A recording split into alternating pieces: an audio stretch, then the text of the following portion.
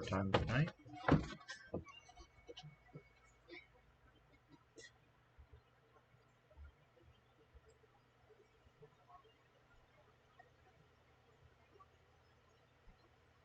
I just need to open Twitch so I can read the chat. I still can't play V.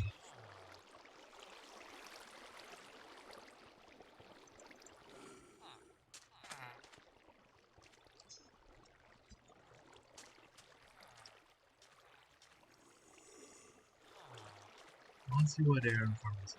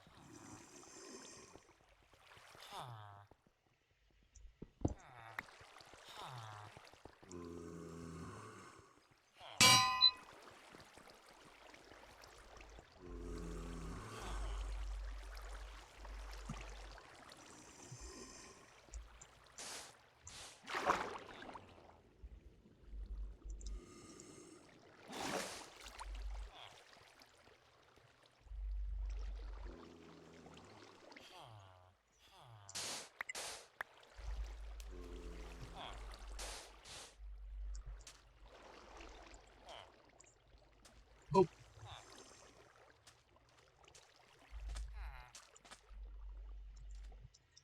Well, it's working.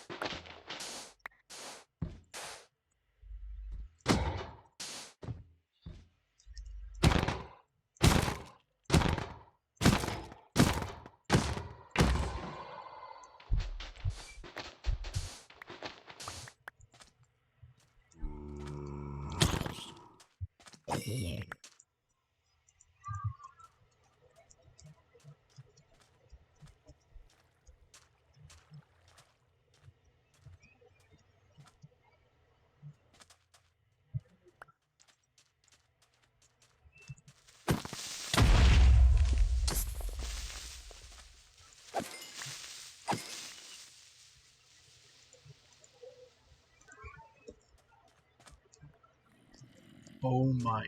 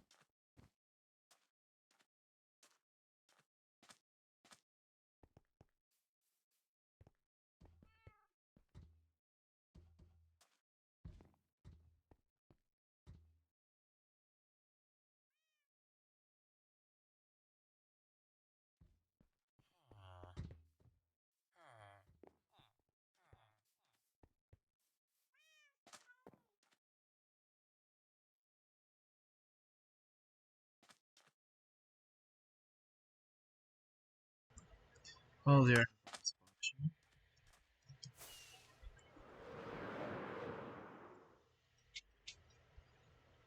I just need to look pretty eventually.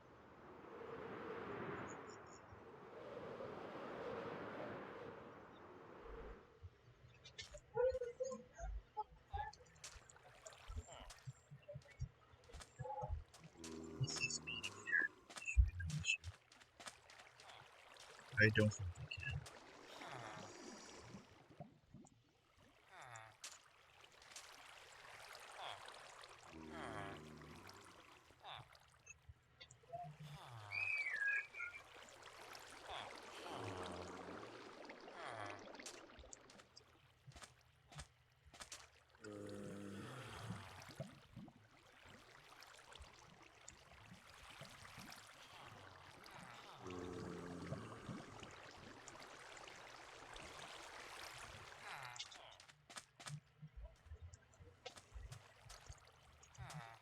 I want to see where he spawns.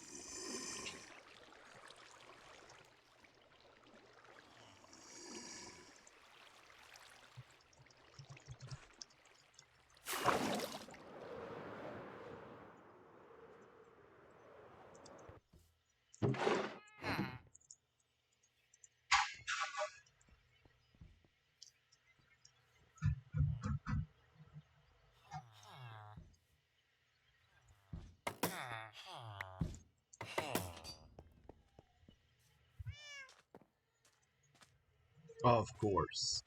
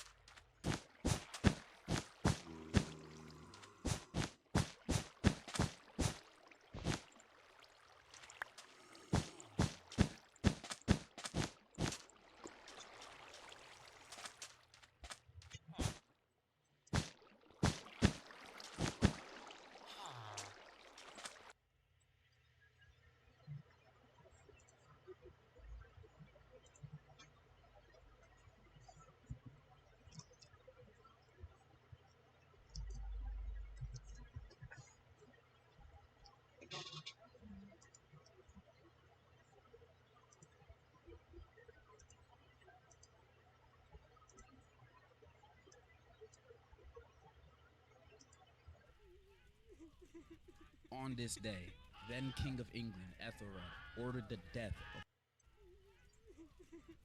On this day, then King of England, Ethelred, ordered the death of all Danes that lived on English land. It is unknown exactly how many had lost their lives that day, but among the people who had perished was Genhild, the sister of Sweyn Forkbeard.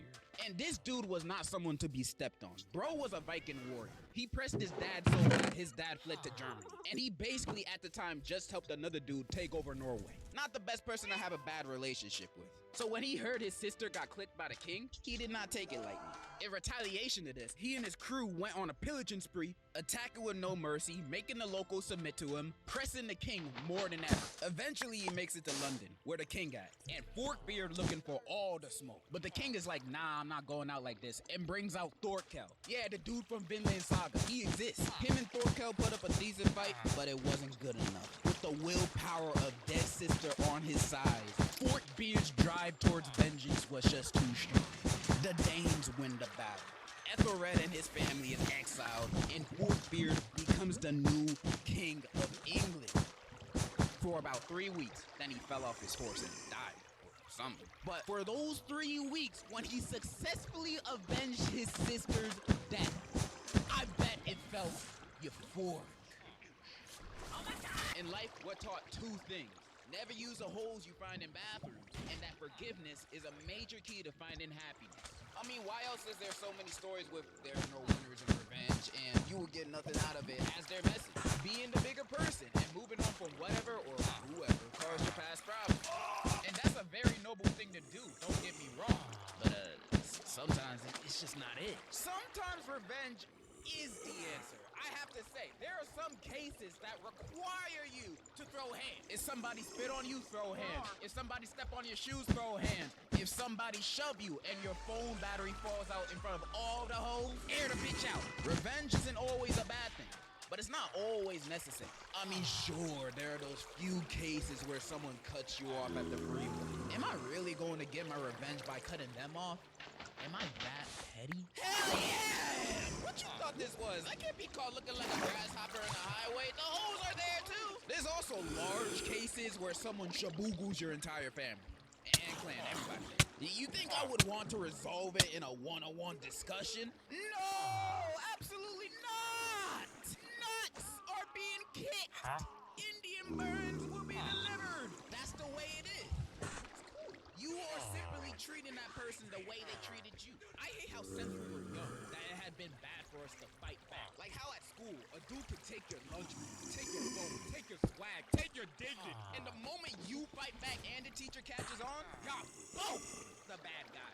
And y'all both get suspended the same amount of days. And the cherry on top, after it's all said and done, the administrator makes you both, you and Dragon Breath, apologize to each other.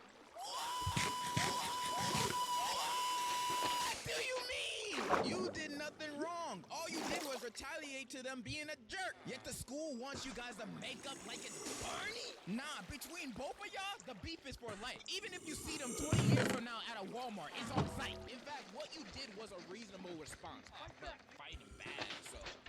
You ever thought about joining a club? Bitch, is an after-school club gonna give me my lunch money back? No. So the only other sense of satisfaction I can get is by beating their ass. And people like them need it as a learning lesson, so they don't become those super annoying adults that go up to you while you walking your dog and start petting them like, and if that's too harsh for you, some people say success is the best revenge. And whoever came up with that was spitting the truth. But only if my op is failing. If they're winning while I'm winning, then I'm not really winning. I'm still losing. For me to feel like I'm winning, my wins gotta be astronomically higher than theirs. Oh, you just got accepted to Harvard? Well, I'm president, and I just signed a bill forcing you to pay 100% income tax every year, and if you don't, it's life in prison. It feels good to win. You see how beneficial revenge can be to the human spirit? It can uplift, it can enlighten, but more importantly, it's fun. And it's equally as fun to spectate. There's nothing more entertaining than people settling their beefs by publicly trying to embarrass each other. That is why rap beef is some of the best stuff that we turned into our amusement, spawning some of the most intense rivalries in history. You thought North and South Korea were on bad terms? You weren't there for Shakespeare versus Marlowe, bro. Cause in hip hop, they don't do no petty shit like threatening nuclear war. They write each other poems. Very mean ones. These are diss tracks, and rappers do it all the time. In fact, musicians in general do this a lot, dissing their opposition or competition in their own songs. And diss tracks could be about anybody. Sometimes it could be about a basketball player you just hate to see play. I get it. Sometimes it could be diss tracks against your own band members, and you guys perform it live without them knowing it's about them. There is no holding back for a diss track, and that's why I love them. There's a sort of competitiveness to it. However, most of the time when it doesn't end with someone getting canceled or dead, most of the time the beefs usually have anticlimactic endings. Like an artist starting a beef by releasing a diss track against someone, and the other person either ignores it or releases something else that is just not even worth the buzz. Example, that Nicki Minaj and Megan Thee Stallion beef that lasted like 3 days. Megan dropping his, obliterating Nicki with that Megan's Law line alone. Then Nicki goes on Instagram Live talking nonsense, then releases her diss track against Megan, Bigfoot. And I'm gonna lie, this was pretty good. I love the way this track sounds like a first draft. I love how she sounds like she's brainstorming comebacks to say on the track itself. I love how this sounds like a demo. I love how none of the diss lyrics hit. Greatest diss ever, 10 out of 10. Megan didn't even have to drop a track in the response, because why would you even need to respond to this, bro? In my opinion, Nicki already lost when she married this dude. And public interest for the beef just ended like that. Not too climactic of an ending. But wait, in interviews about her own diss track, Megan says this. Now, I haven't heard the record yet. Are you saying names? I'm saying a hit dog gon' holler. That's it. God damn. So it's multiple people. Yeah, whoever. So she's dissing someone else too. And when looking into the lyrics, she's dissing another man a lot. And the man who believes she's dissing is known for getting BBLs. You see, I've been hating on Drake a lot in the past, but I feel like most of it was unwarranted. Like my Certified Boy Lover vid, I listened to like 4 or 5 songs on that album, and I was like, that's it. Alright. And then I just made the vid. I just wanted to hate. Do I regret my actions? No, but the opinions of that video came from an unreliable source, being me. And I've learned from that. Now for this video, I did my extensive research, so I can hate more accurately. If you've been anywhere on the internet within the past week, you might have seen people discussing the feud between one of the greatest rappers, lyricists, poets, scientists, Kendrick Lamar, and a Canadian. Nah, but for real, these two are the biggest rappers in the world right now. Well, outside of Miles, of course. You also might have heard that they aren't the best of friends with each other, and that's what I'm here for today. I know, everyone has probably already heard every opinion that someone could have on this topic, because literally this has been the only thing that's been on my FYP for the past like 2 weeks. I'm pretty late to the party. My bad. My ass thought another diss track was gonna come, but at this point, it's over. I've been waiting for this day, but I gotta hold it in. I'll wait till the end. Because I wanted to go through the entire timeline of these two dudes' relationship, sneak disses, and their beef throughout the years. And the timeline starts at 2011, when Take Care was released. 13 years this timeline goes back to. From 2011 all the way to right now. The first time the two collabed together was for Drake's song Buried Alive interlude. The year after, Lamar was an opening act during Drake's and A$AP Rocky's Club Paradise tour. That same year, they had 2 more songs together. A$AP Rocky's Problems and Kendrick's Poetic Justice. From an outside perspective, based on the amount of collabs these two were doing, these guys seem like the goodest of buddies. Until they weren't. Kendrick dropped his verse on Big Sean's Control, basically saying, I want to murder all of you. Love you though.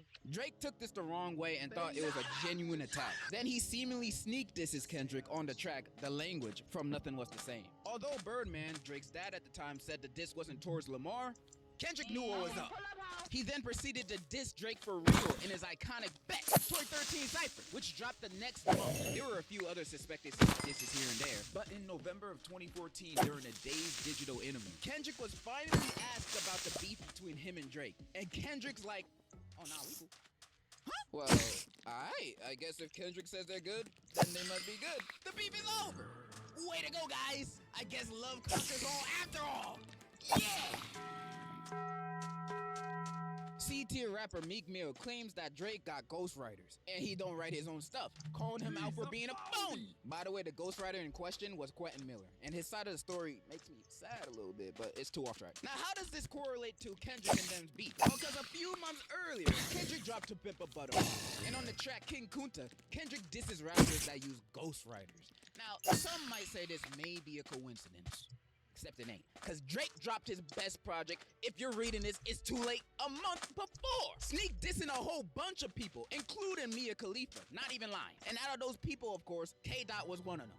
Probably, maybe. It's speculation. Sneak dissing is not concrete evidence, man. But I guess Kendrick took it personally, because he proceeds to sneak diss Drake for the next 8 years? Dang, Kendrick must be overly dedicated. Fuck y'all too, lame man nigga. Okay, I know I haven't made it to the modern day yet, but if you listen back to when he's released during this time, a lot of song lyrics can be interpreted as him dissing Drake. And yeah, some might think, bro, not everything a Drake diss. He most likely don't like a few other rappers in the industry neither. And that would be true if it was, but it ain't. The hard part 4 is definitely about Drake. I remember people back then were saying, oh, it's about Big Sean. Remember Control? He's dissing Big Sean. Really? Really? Look at these lyrics, bro. Look. Bro has a vendetta against Drake, and he wasn't afraid of him to know it. Drake also, during this period of time, has a few speculated sneak disses, but Drake was mostly busy with someone else during this time. He had other problems to deal with. Drake, for all the dogs, first-person shooter, J. Cole. He casually drops a verse about the big three, saying him, Drake, and Kendrick were it. I don't know where Naruto fits in this, but one of y'all gotta bounce. This line, that wasn't even a diss, it's more of an appreciation than anything to Kendrick. But this verse, at the time, was unknowingly the start of the calm before the earthquakes, because Kendrick responded to it, and he did not agree. Future and Metro Boomin dropped their album, We Don't Trust, which was basically a diss album towards Drake. No filter, no sneak dissing. They made it well aware that it's about him. They even had some big names on there, like Travis, Cardi, The Weeknd, and Rick Ross, I guess. But the one who stole the show is easy. Kendrick. What up, Reddit? He did not pull his punches. Bro was dissing circles around both Drake and Cole. His wordplay was crazy. Say it's a lot of goofies with a check, I mean... Did not help Cole or Drake in the slightest that this song got mad popular on TikTok, getting it to #1 on the Billboard. Drake was getting pressed, but before he could retaliate, J. Cole came to his rescue. Damn, is this son? Bro was talking some nonsense that I don't even think he believed himself, saying Kendrick fell off and said To Pimp a Butterfly was boring? This guy criticizing niggas for being boring? He averaging one hard verse every 30 months or something. Nigga, you too. Like, alright, I don't want to trash on no. Because 2 days later, after releasing his diss track, bro apologized for it. People clown on him for this, and it do look bad for him or anybody to diss someone just to backtrack a beat. But I think it's a sign of maturity. Cole didn't want to make the diss in the first place, but with this pressure from fans and media, he probably felt like he had to. J. Cole seems like the guy who don't want beef with no one. He a neutral soul. He's the Sweden of rap, and I honestly have nothing but respect for him for that. Remember when I said Cole backtracking showed his maturity? Yeah, Drake don't really know what that word means. Cause on April 19th, 2 weeks later, Drake responds back with push-ups.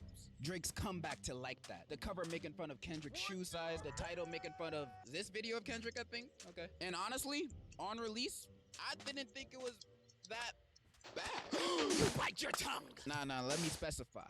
Only on release. I know, me defending a Drake diss track against my GOAT Kendrick that I accidentally fall on my head? Well, not recently, but let me speak. There are some lines in the track that made me think, okay, he low-key slid on that. Combined with his flow sounding strong and kinda hard, with an infectious beat, with some decent one-liners, like, bro, I won't lie. This was kind of a catchy track. Do I think it's better than Like That? Hell no! Like That is a great song. But if there were no other diss tracks released from either side after Push-Ups, I honestly think Drake wouldn't get that much dirt thrown at him. Like That is the better and more popular song. But let's be honest, it's not like Kendrick said anything too crazy, other than an extravagant way of saying it. This diss track alone wouldn't hurt Drake's career. That's the job for the ones after. But yeah, Drake could have easily came back from this if he ain't dropped another diss track. A 2-pack of ass. Yeah, the AI one. Tailor-made freestyle, the second diss track Drake released on the same day. Well, It was leaked first, but most likely on purpose, just so Drake could see the opinions of his fans, thinking, do they like this? And when he saw a majority of his fans liked it, he drops the tape on the same day. But that's just my theory. I low-key don't even want to break this track down. It's just dumb. Like, people low-key think that Drake was playing a mind game with this AI diss track. Like, oh, Kendrick is hearing his idols talking about him, criticizing him. Bro, you're typing words on a computer. How is this like psychologically threatening to Kendrick at all? There's also Snoop Dogg's AI voice in the diss track. Fuck! Now, I don't know how to feel about Snoop Dogg letting this happen. Maybe he's smart. Maybe he heard Drake's idea. He's like, damn, that sounds ass. Go for it. Drake shot himself in the foot with this track. And he has the nerve to try to press Kendrick. Like saying, oh, you ain't gonna drop nothing. You don't want to take the spotlight from Mommy Taylor, do you? So you're not gonna do anything. So go ahead. I know you won't say something. Go ahead. Say something. Days pass by, and there's no tracks. Till the very last day of the month. On a Tuesday morning, I open up IG, I see a post, and I get morning wood instantly. It's happening. Kendrick responded with his track, Euphoria. When I heard the opening to this track, I thought this dude was gonna diss Drake in a calmly whispering manner to death. And I was all here for it. And then the beat switch. And I was like, what? Yeah. Bro, this song and diss track is amazing. It's better than any diss track that Drake has ever released. One thing that I love about Kendrick, he's the real deal lyrical spiritual miracle master. Dude is destroying Drake on this hard beat, saying disses that even Gumball himself couldn't think of. Like, some of these lyrics be crazy. He exposing Drake send a cease and desist over the song like that, and that he's Canadian. This guy is exposing Drake for everything. And when he's not exposing him, he's making fun of him. He dissing the way he talks, the way he walks, the way he says the N-word. Yeah, Drake fans still trying to hate like, well, like, shut your bitch ass. And in the record, Kendrick also says, you don't want to respond back, bro. You don't want this smoke. Implying that he got more things to expose him for. And we do see that later. And everyone loved it. We were like, dang, Kendrick really did his thing. He don't even gotta do nothing else. Damn, get off that nigga dick. And then he drops another one. May 3rd, 9 a.m., 6:16 in LA drops. There's so many hidden meanings to the title and cover of this track, but those are not too important. Well, the cover is, but I'll get to that later. The important stuff are the lyrics. Short answer, Kendrick is basically saying, yo, your friends? They ain't your friends. In fact, they working for me. Huh? He also mentions hiding behind Twitter bots, which is actually true. On some Twitter polls, Drake would get an overwhelming amount of votes and weird quote tweets defending him. It's obviously bots though. Like, look at this poll. However, at the same time, Drake might not even be behind this. It could just be a crazed fan making a bunch of bots try to defend their king. But overall, this track was a continuation of Euphoria, saying he got ears on the street and Drake should be worried. The cover alone was a warning, but we all know Drake. He always tries to have the last laugh. Drake drops Family Matters the same night as 6:16, and it was basically a diss towards everybody that took shots at him. He took shots at A$AP Rocky, who dissed him in Show of Hands on We Don't Trust You Too, which that album wasn't as hard, but A$AP's song was a highlight. This is The Weeknd too, cause he's still butthurt he didn't sign to his OVO label. That doesn't give any of their artists any long-term success or promotion, cause Drake signs these people not to help their career, but to use them for his own music. But that's just a theory. Dissed his own crew, cause apparently he didn't trust them neither. Even J. Cole caught a stray. Like, I thought this dude left a beat. Damn, neither of them like you. And of course, throwing shots at Kendrick. Now, there are a few claims on here that stand out. Saying that Kendrick was responsible for Tupac's family's estate taking down the AI diss track, which, thank God. Also claiming he was a wife beater? Now, this was news to me. So on May 3rd, 2014, Kendrick performed at the Hard Rock Hotel in Vegas for a rehab event. There's like no articles from that time talking about this incident, but I think a security guard accused Kendrick of beating up a woman during an after party. Bro, I could barely find any evidence of this concert even happening, let alone any evidence of accusations from any supposed victim. This just seemed like a story I'd see on Media Takeout. There's nothing supporting this. Then he lies again with a claim that Dave Freak, former Top Dog Entertainment president and Kendrick's childhood friend, was the father of Kendrick's kid because he left a heart under a pic of Kendrick's wife and kid's post, and also she don't follow Kendrick on Insta. Bro is reaching for the stars for this. How does one come to this conclusion? He also says that Kendrick hasn't gotten married yet because he knows what type of woman he likes, implying he's a, if it ain't snowing, I ain't going kind of guy. Which I guess would make sense for Kendrick's character, but nah. for real, it's just dumb. Drake comes again with another doodle pile of a track. And the thing is, the track sounds hard. The beat and flow are cool. But if you actually listen to what he's saying about Kendrick, he's speaking nonsense. There's like no actual substance to the lyrics. The only line that I think is kinda good is, "You write about F the big three, it's only Big D. And it's video proof." But yeah, this track is worse than Push-Ups, but better than the AI diss track, I would say. Drake fans went crazy over this. They're like, "Oh my god, this is so good. Kendrick hits woman and Mother's Day is around the corner. What a revelation." They felt like they succeeded. They won the beef. They felt pure joy. For about 10 seconds. Because 45 minutes later, Drake's murder was made public.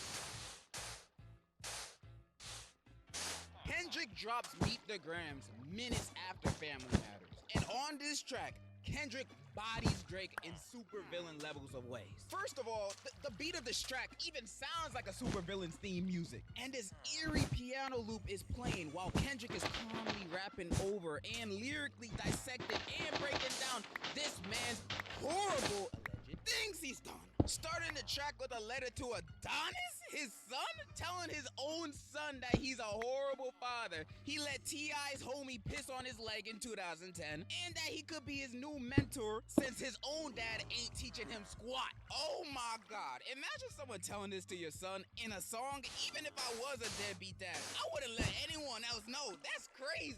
Also saying don't pay to play with them Brazilians, get a gym membership, which references Drake's supposed BBL. Most people don't know where Drake's BBL accusation comes from.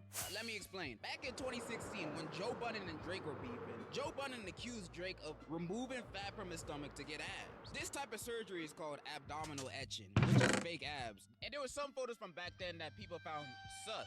The BBL part of it is just a funny joke. Because usually when you get a BBL, the doctors usually remove the fat from the stomach to put it in the butt. But they're really accusing him for having fake abs. In the second verse, he starts writing a letter to his mom and pops. This dude getting personal, telling them he's a sick man with sick thoughts and he should be in a cell with Harvey Weinstein, which no one would want to be in.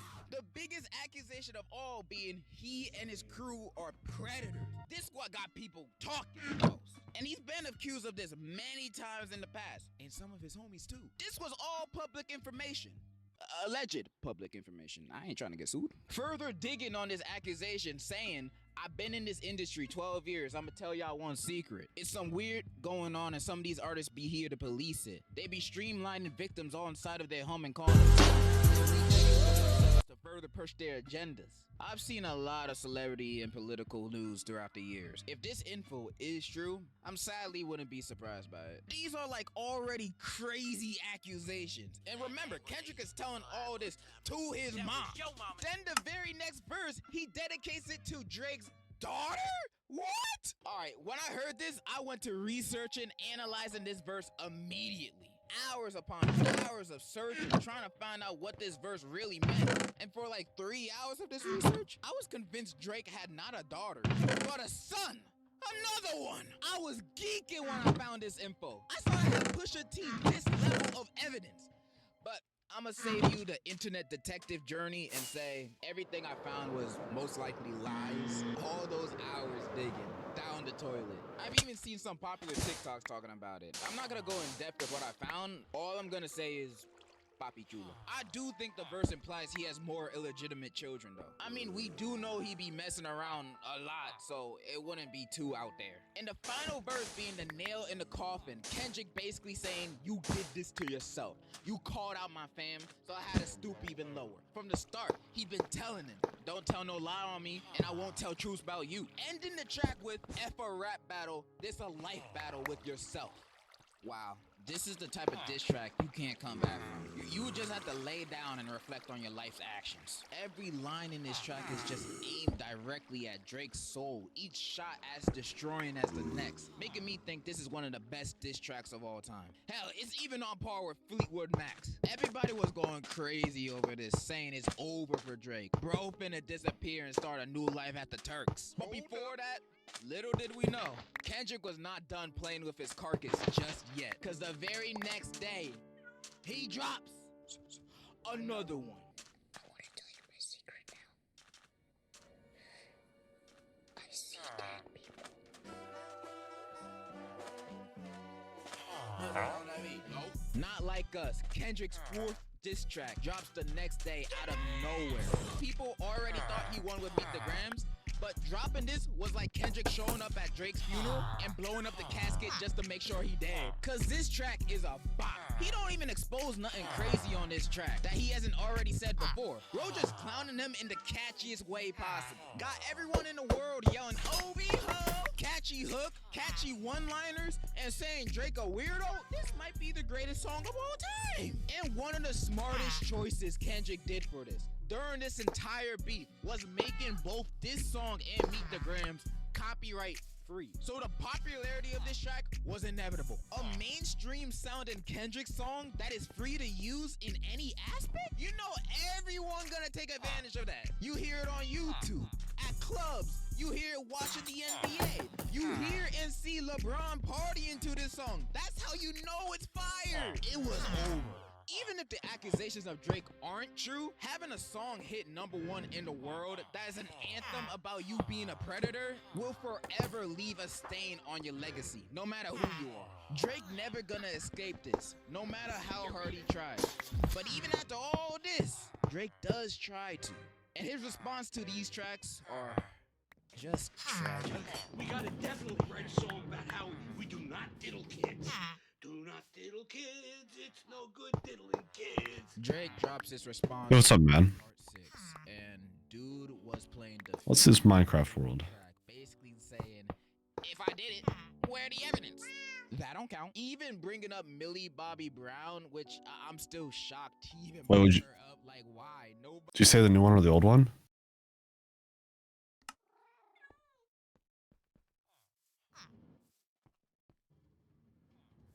You can try two at once, as long as your PC doesn't blow up.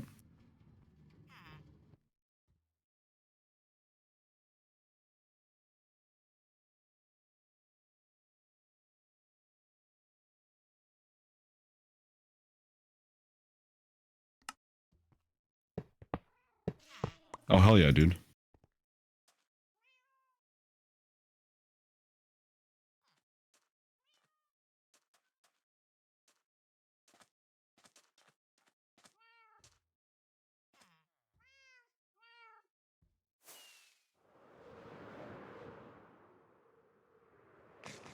I was out here.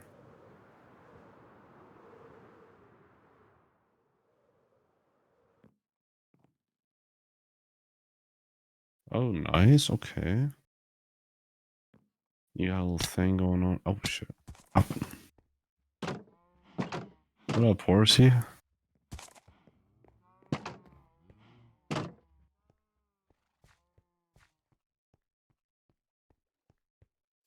Yeah, a little path, roses, the water type shit. Beautiful.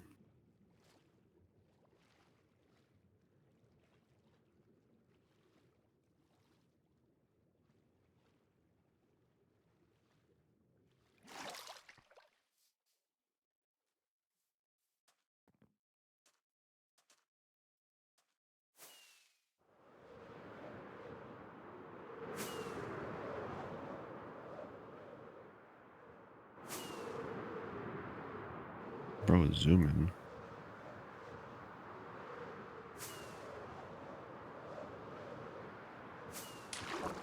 Oh, shit.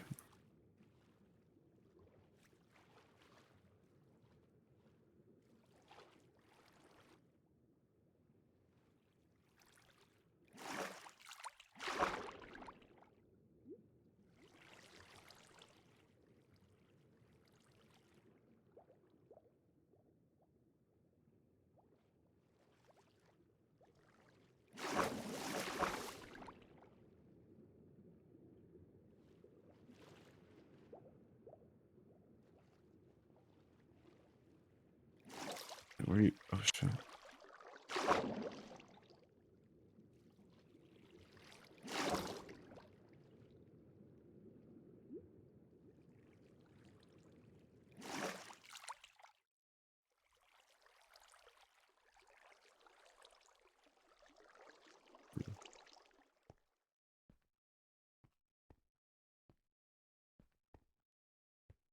Oh, dang.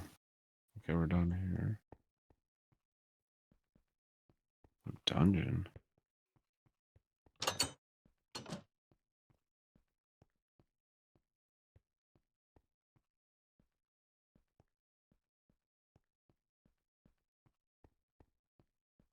Hmm?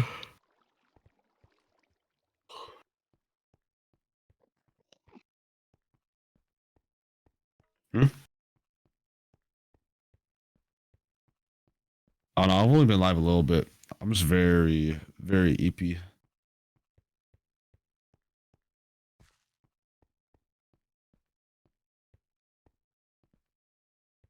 Mm.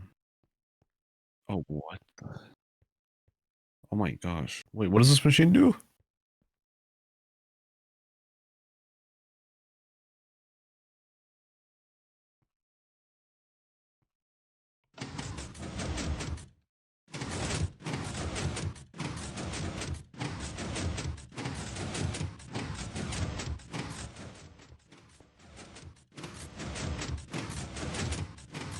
Oh, real? What the heck? That's so weird.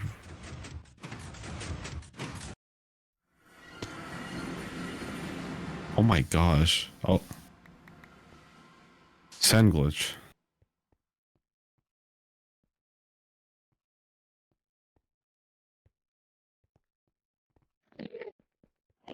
Interesting.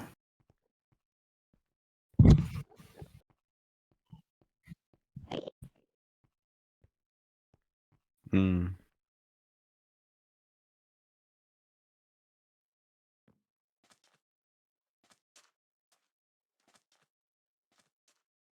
Hmm.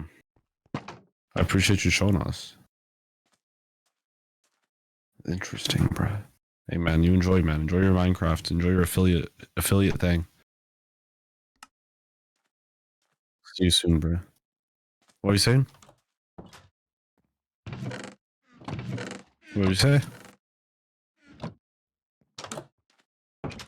Hmm?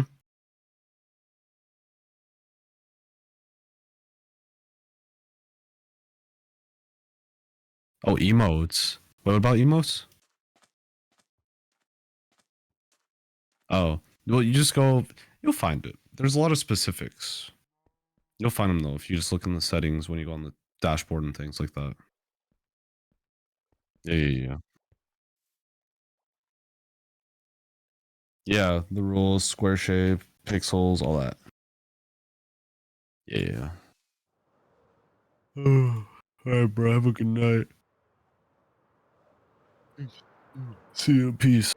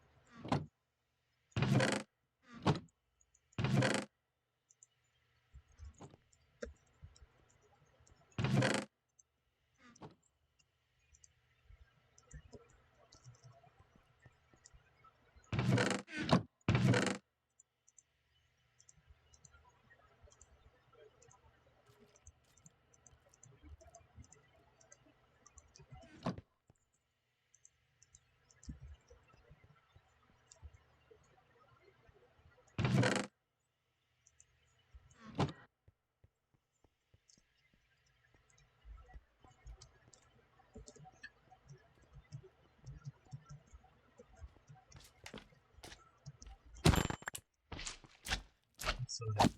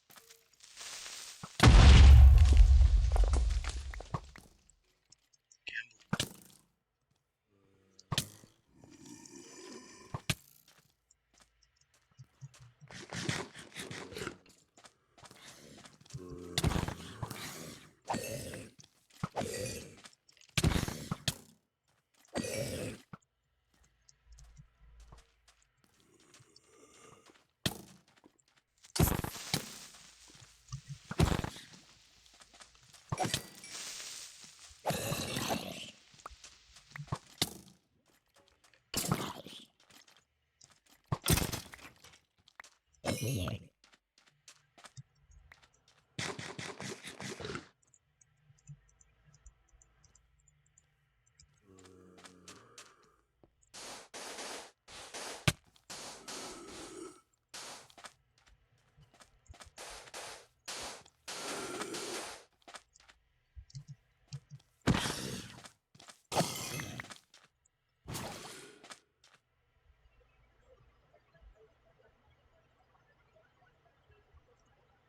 was that sound?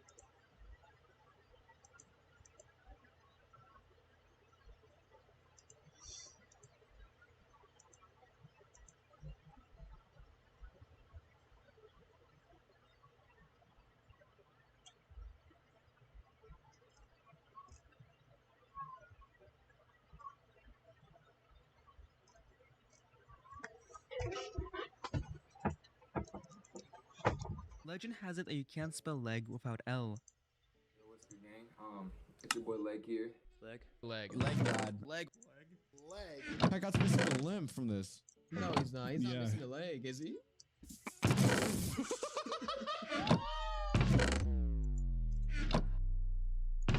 Leg, the ex-sidekick of Packard, has had one of the fastest and most violent demises on YouTube.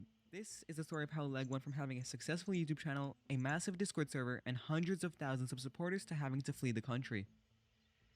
The amount of wrong decisions made by Leg is unfathomable, ultimately leading to his demise on YouTube. This is the downfall of Leg.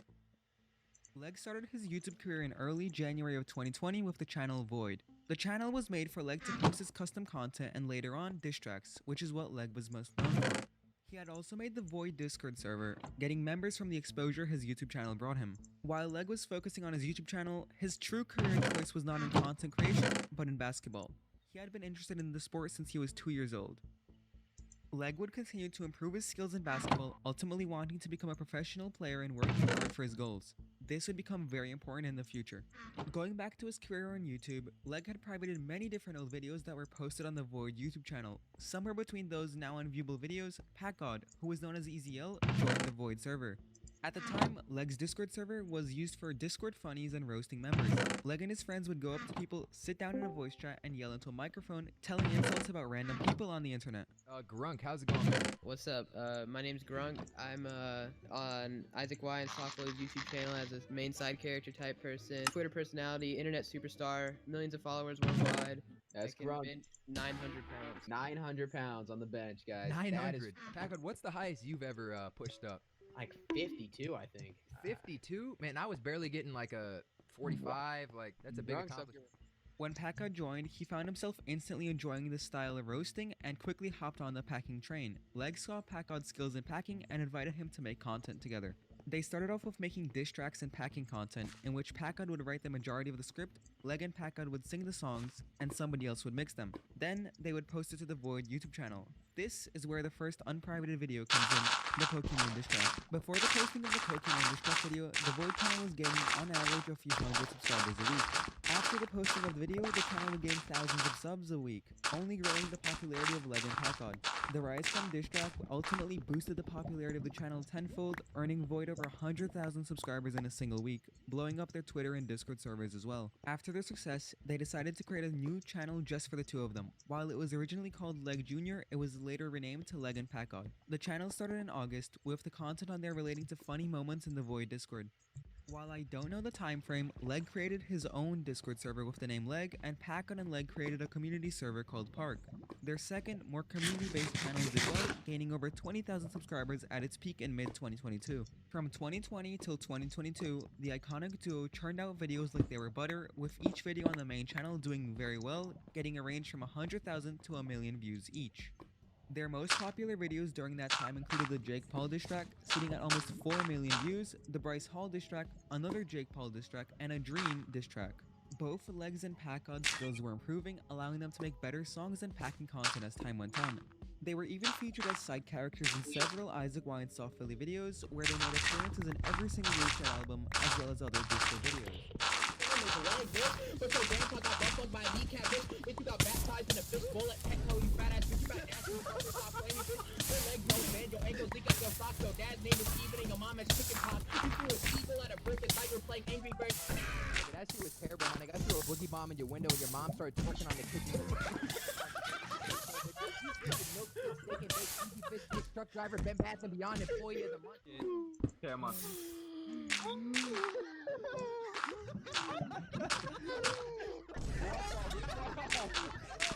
The relationship between Packard and Leg was so good that Leg even visited Packard's family's house during the summer, live streaming it to the VOD channel. It was safe to say that the two were really good friends and they both depended on each other for the success of their channel and for their income. However, having two creators work together on one channel and splitting the revenue made, arguments are sure to happen about who gets paid how much. This is how so many of the biggest creator groups fell out, and this story is no exception. Leg, sensing he was being paid unfairly by Packard, decided that he had enough. Leg was going to abandon Packard while he slept, take the channel for himself, and continue to make content. This was only possible because Packard and Leg shared the account information to their shared accounts, such as their Spotify, Twitter, and most importantly, their YouTube channels. So, during the dead of night, Leg would go to Packard's DMs, install a self-bot, which is against Discord TOS, and delete every single message he had ever sent Packard in order to leave as little evidence that Packard could use against him as possible. He would then block Packard on both Discord and his phone number. Leg would change the password on every single shared platform they had, he would ban Packard from their mutual server Park, and run away with it all. I have no way to contact any of my friends or any of the contacts that I've made over the last 3 years to help me. Since you have taken every platform away, I can't open any of my DMs, nothing. You have taken it all away, and you made sure to do that. Packard lost everything he had worked so hard for with Leg. All of the success they managed to achieve together, gone. Leg, on the other hand, had used his now solo platform of almost 600,000 people to tell the tale first. Now obviously, these channels were not the same size they are today. I'm not gonna sit here and lie to you. I could not have done any of this without Packard. The amount of blood, sweat, and tears we put into making YouTube videos is crazy, and we couldn't have done it without each other. And as much as I might dislike someone, I will always give credit when it is due. But that is simply something Packard won't. He would go on to make several videos exposing Packard for his wrongdoing. With Leg's larger audience, he managed to get more attention, which at first swayed the crowd heavily on his side.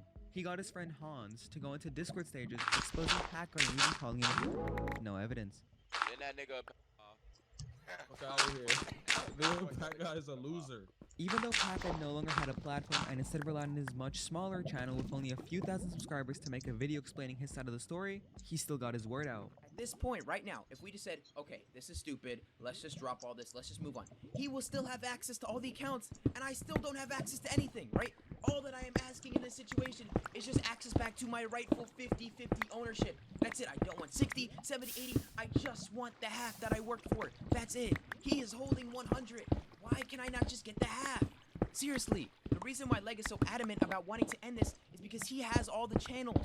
He robbed the bank. He fled to Mexico. Of course he wants the FBI to stop their investigation, right? But that's not how this works. When a crime is committed, justice will be pursued. You can't just sit back with the money and expect it to all go away. Now, I already made a video in depth about Packard's side, so if you haven't watched that, I would highly recommend checking it out afterwards.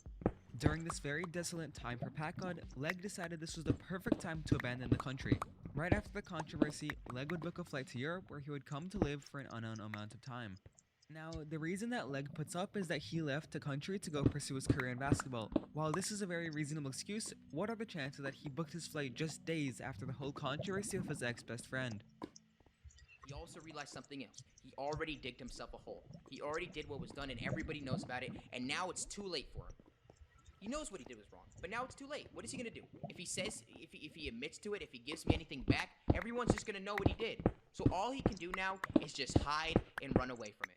During the whole controversy, Leg had also decided that he'd wanted to completely throw away everything he and Packard had worked for in the last 2 years for some quick money. He had tried to sell the channel and their large combined Discord to make some last effort money before he could completely abandon YouTube. After selling the channel didn't work out, Leg would post a song to the Void channel. However, the song was much different than what Leg and Packard would normally make, which that and the whole drama combined resulted to the video being disliked to the bottom of the world, with almost all the comments being negative. During the time Packard was left alone, he had made some powerful allies, such as KSI and Keemstar, as seen in the newest announcement made by Packard, the Packard and Keem collab. Ultimately, Leg blamed KSI for ruining his channel, when in reality, it was just hundreds of poor choices made by a guy who wanted to make a quick buck and then run away from it all. The story of Leg and Packard is most definitely a sad one, and it is heartbreaking to see a guy with such talent be ruined because of greed. Thank you guys for watching, and until next time, leave me alone.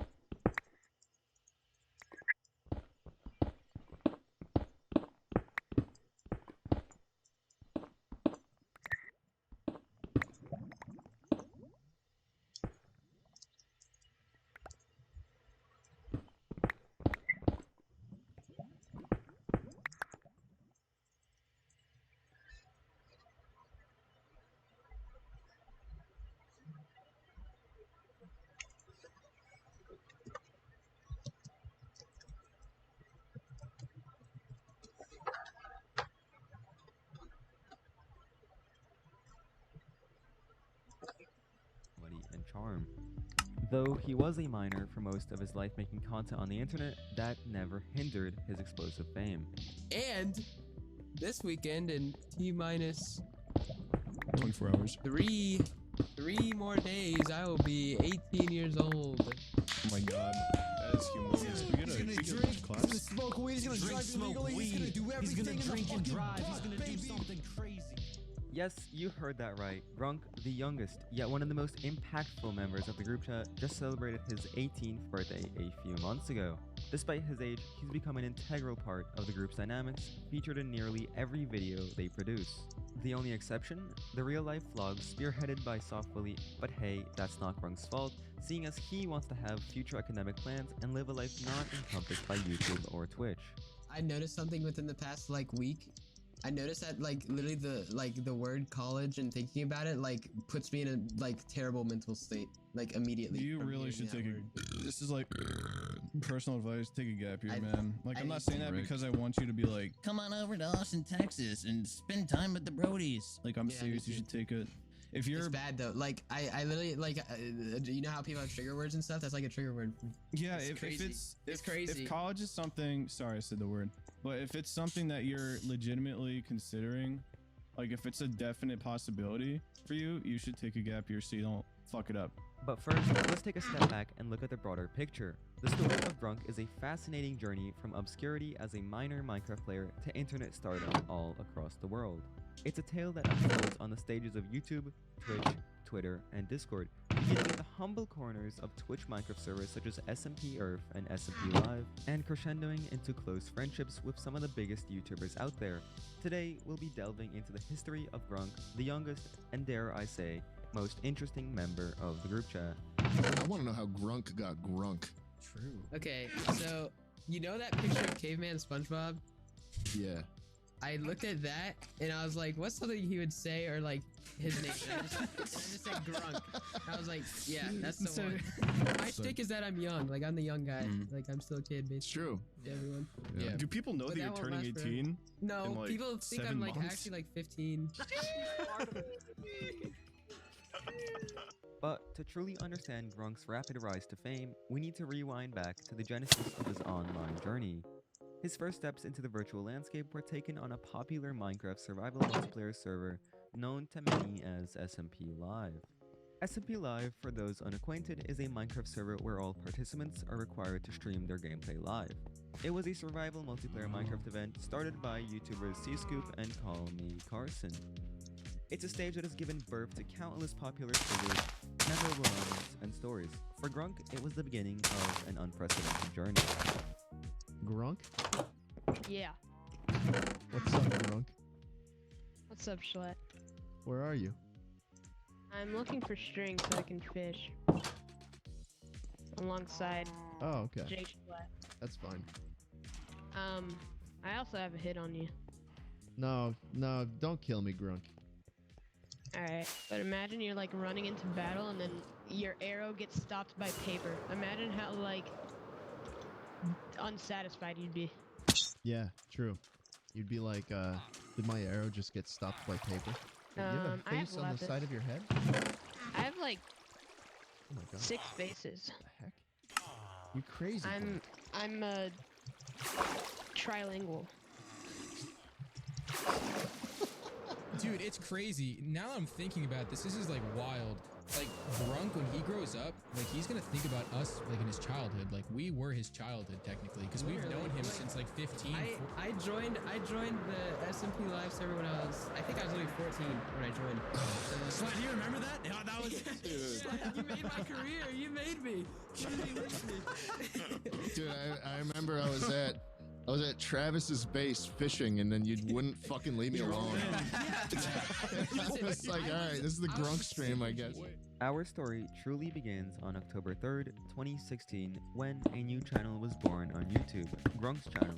Though he would only upload 2 public videos, a comedy-oriented video featuring him and his friends making arts and crafts, and the second being a Roblox video. This was a stepping stone Grunk needed to embark on his internet odyssey. Grunk, with his innate charm and humor, soon found himself amidst other content creators, guest starring on their videos and gradually making a name for himself. Grunk, you look 4 years older than he did like 30 seconds ago. Play the beat and let Grunk say why he's in the hospital over it. Grunk, tell me why you're in the hospital. Okay, I'm in the hospital.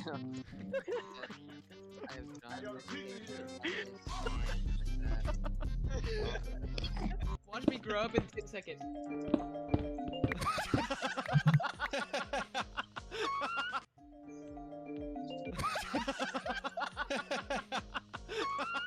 My name is Grunk. I'm 17 years old. I'm an aspiring. Okay, man, this is like a Tinder bio. Come on. My favorite flavor of ice cream is vanilla. Let's see, my favorite color is blue. At Grunk with 4Ks on Twitter. What are some other fun? Oh, I have 5 pets. What the? I have 2 dogs. One Milky, one Bella. However, YouTube was not his only platform. Grunk was also making waves on Twitch. Primarily a Minecraft streamer, he became part of the SMP Earth server on November 21st, 2019. Taking on the username Grunk's Promise, he quickly established himself as the leader of a faction called Log Lagoon. It was there he met Tanner, Larry, Isaac, and Softwilly. While he only knew them briefly, it would not take long for them to become good friends. On SMP Earth, Grunk showcased his gaming prowess and creativity. From day one, he was actively involved in the server's activities, gathering supplies, trading, building, and even suggesting the name for the new faction, the Inquisition.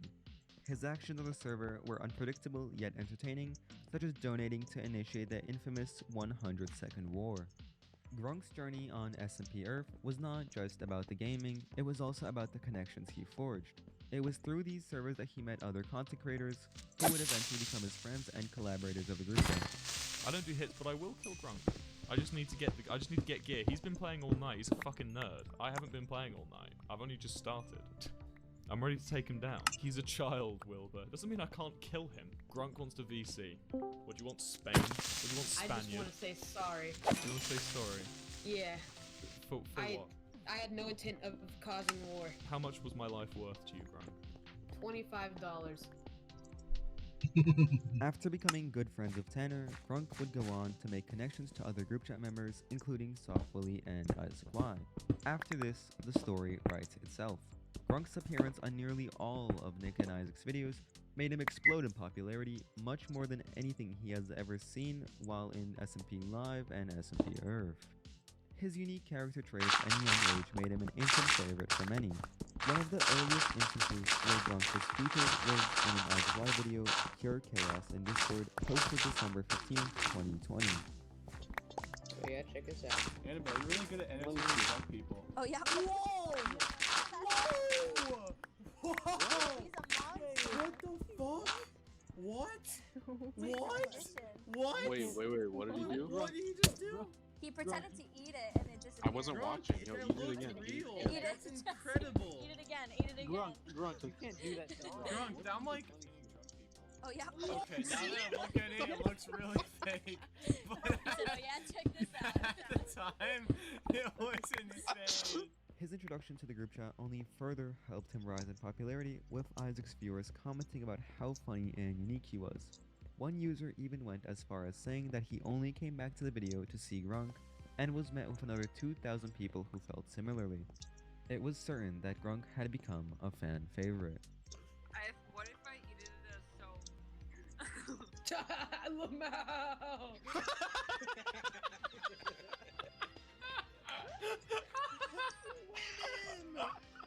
Women are so funny. Lamau! Through platforms like YouTube and Twitch, Grunk was gradually building his internet persona, a charismatic, humorous, and relatable teenager who loved gaming and comedy.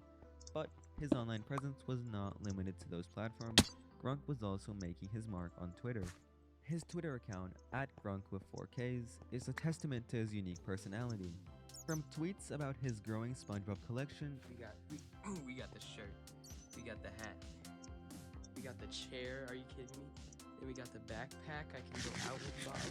Look at that. And then we got the mouse pad. We got the keyboard. We got the mouse. to celebrating his partnership with Twitch and hitting 100,000 followers in the same week, Grunk's Twitter is a window into his life and achievements. As the group chat matured, most of the boys moved away to a separate communal house to work on in-real-life videos. However, because of Grunk's young age and at the time him not finishing high school, he never originally moved in. This is one of the key reasons why Grunk is only featured in a minority of Soft Bully's videos back in Austin, Texas. As to whether or not Grunk will move into the group chat is something we currently don't know. He is either planning to take a gap year, in which case he might join the group chat for a while, or he could be going straight to college. I guess time will tell. In this absolute whirlwind of a journey, Grunk's rise to internet stardom was far from conventional, yet remarkably inspiring.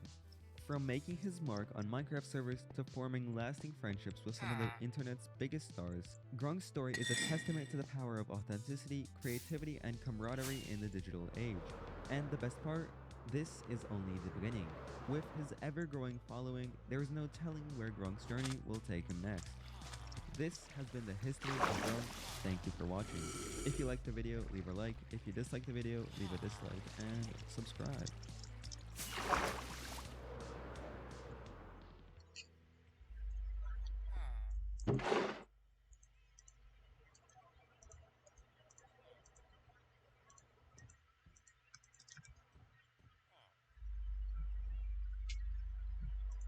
Nick, pick a random person. We want Robbo. Oh boy. Are you sure? Hey Rob. Hey buddy pal. Comedy and charm. Though he was a minor for most of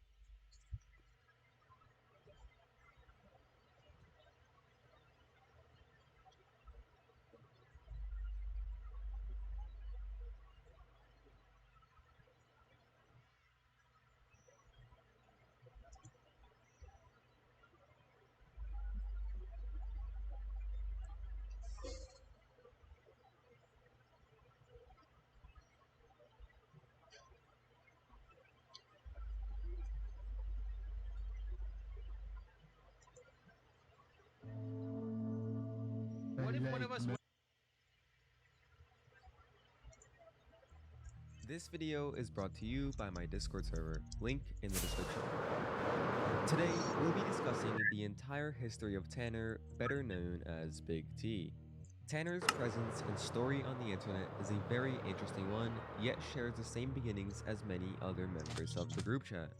From his presence in popular Minecraft servers to being the star of one of the largest YouTuber friend groups, it can be said for certain that Tanner has made a name for himself online. With his blend of comedy and unique charm, there is a reason why Big T is a household name, not just within the group chat fans, but across the entire internet. Now, let's delve into the entire history of Big T. And then I'll just be like, whoa. What? Wait a minute, that's not a girl. Hey ladies, are you ready to come? Your mic just took off. You might have corona. I think I actually do. Alright, we're gonna You guys playing Mario? I'm gonna draw on the walls and make it clear now.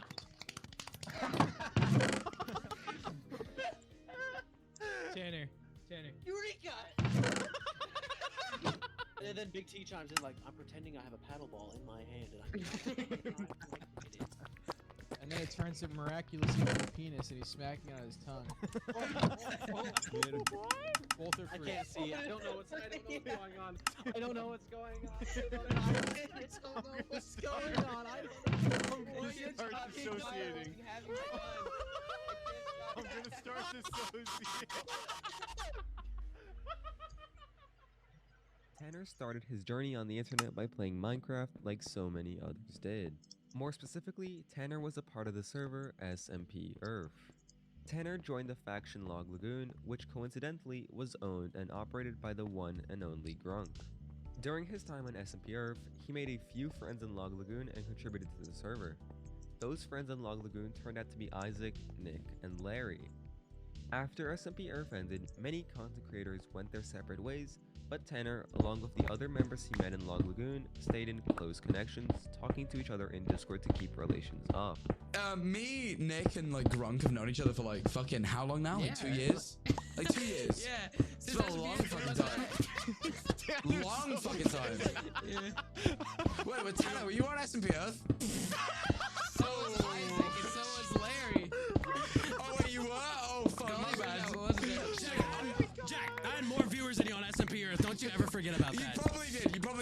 was a nobody on SMPF. I was a nobody on that server. Literally, I joined SMPF because I was Wilbur's mod. Like, I used to mod his Twitch chat and his Discord server. Like, I was one of Wilbur's mods. That's how I came about.